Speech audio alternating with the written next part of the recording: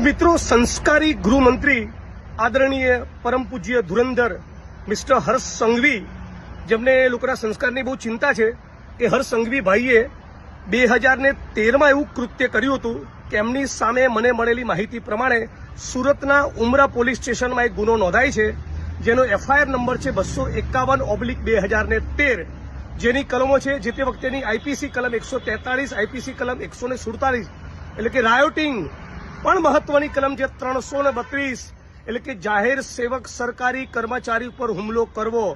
જી હા, ગુજરાતના નાયબ મુખ્યમંત્રી હોમ મિનિસ્ટર હર્ષ સંઘવી ઉપર 2013માં સુરતના ઉમરા પોલીસ સ્ટેશનમાં એફઆઈઆર નંબર 251/2013 દરમિયાન આ કલમ 332 હેઠળ એક સરકારી કર્મચારી પર હુમલો કરવાનો ગુનો નોંધાયેલો. મારી શુદ્ધ જાણકારી મુજબ સબ્જેક્ટ ટુ કરેક્શન ભૂલ થતી હશે, હું જાહેરમાં સોરી કહીશ, પણ મારી શુદ્ધ જાણકારી પ્રમાણે જે જાહેર સેવક ઉપર હુમલાનો એમની ઉપર આરોપ હતો અને ગુનો દાખલ થયેલો એ પોતે પોલીસ સબ ઇન્સ્પેક્ટર હતા.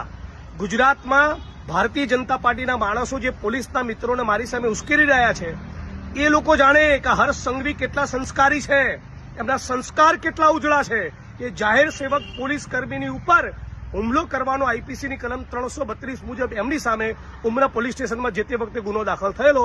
અને પછી આગળ જતા તમે સમજી શકો છો, કલમો નીકળી ગયેલી અને સાદી એકાદી કલમ કદાચ કોઈ બચી હતી.